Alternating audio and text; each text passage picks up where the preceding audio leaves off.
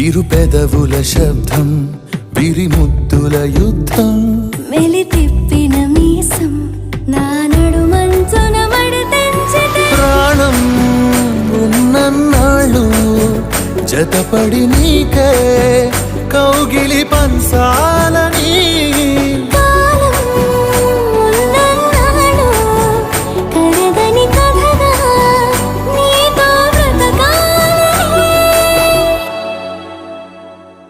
సగమై చెరి సగమై ఇక నువ్వు నేను ఒక జగమై నీ జతగా అడుగేస్తున్నాను.